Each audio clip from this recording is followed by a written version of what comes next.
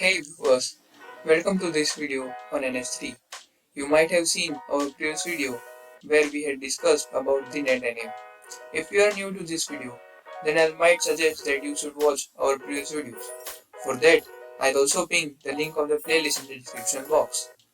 In this video, we'll discuss about the doing changes in scripts and observing the effect of those changes in simulation.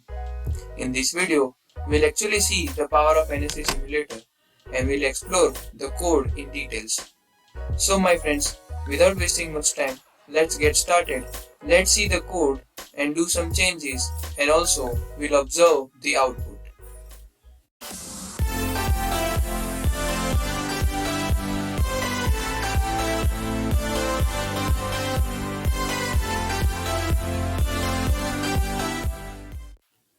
So viewers, this video will actually show you the actual use of NS3, aka the actual power and capabilities of NS3.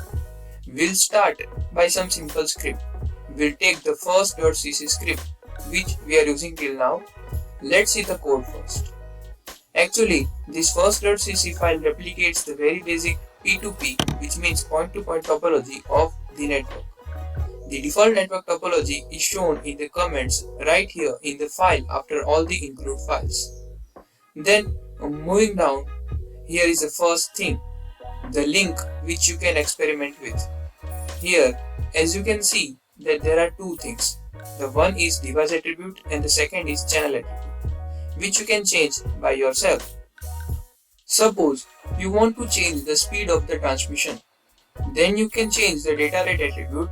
Suppose it's 20 kbps, 1 gbps, 100 mbps, etc. But it is recommended to keep it as realistic as possible, such as 10 mbps, 100 mbps and 1 gbps. Suppose you want to change the propagation delay, then you can just change the delay attribute. Suppose it's 3 millisecond, 10 millisecond, etc. Let's keep the delay as 5 millisecond and run the file.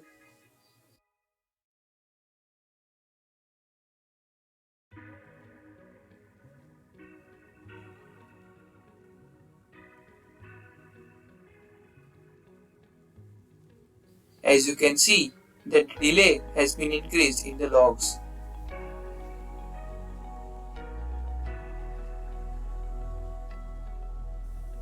Now, moving down in the code, there is this IPv4 address. You can change that also. Suppose you want it to be 54.0.0.0/8 network, which means the network ID is 54.0.0.0 and the subnet mask is /8, which means 255.0.0.0. Then you can pass these two parameters in this over here. Let's run the file now.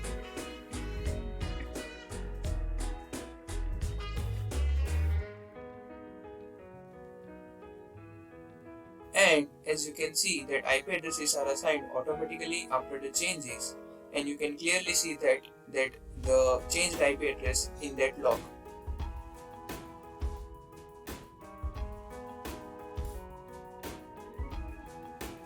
Now again, let's move down into the code. Here you can find that the server application is running on the port number 9, which is specifically mentioned by us. We can change it.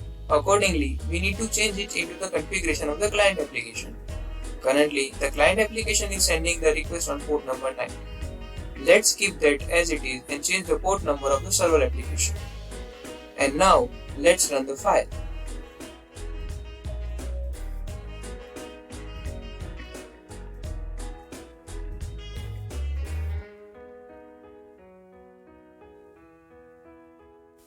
As you can see, that the client application is sending data on the port number 9. But since there is no server application listening on that port number, there is no reply coming back to the client. So accordingly, you can observe that in the change in the log file.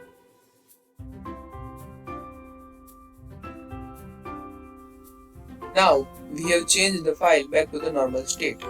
Now another thing that you can change is that starting time of the client and server. Here, as you can see that currently the client is starting after 1 second of the server starting time. So let's start the server after the client starting. which means we'll start the client at 1 second and we'll start the server at 2 seconds.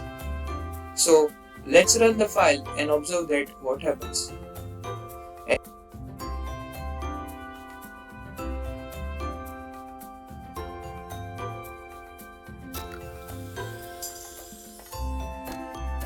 As you can clearly see that client is sending the request but there is no reply from the server.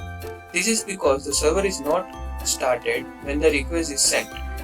Let us now do some changes in client attributes so that you can observe this situation in details. Let's now change the max packets to 5, which means client will send 5 packets and each with 1 second of interval. And now let's run the file.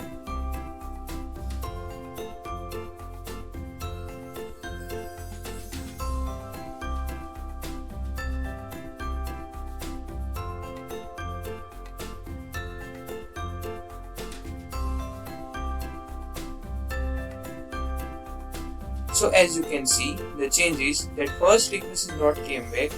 After that all the requests after 2 seconds got replies. That's the case when server has started.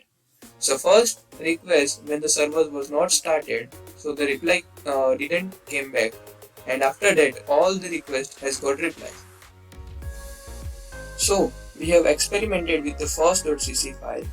Now accordingly you can change the interval parameter, the packet size parameter to observe the changes. Do experiment by yourself. Each and every file you can observe it in NetAnim and pcap also. You can try experiment out with that, as we have covered that how we can generate the NetAnim file, so it will be very easy for you, and also we have covered that how we can generate the pcap file. So viewers, that's pretty much it for this video. Hope you liked it. We'll meet in the next video. Till then, keep learning and keep exploring. And yeah, do experiment with the parameters and observe the changes.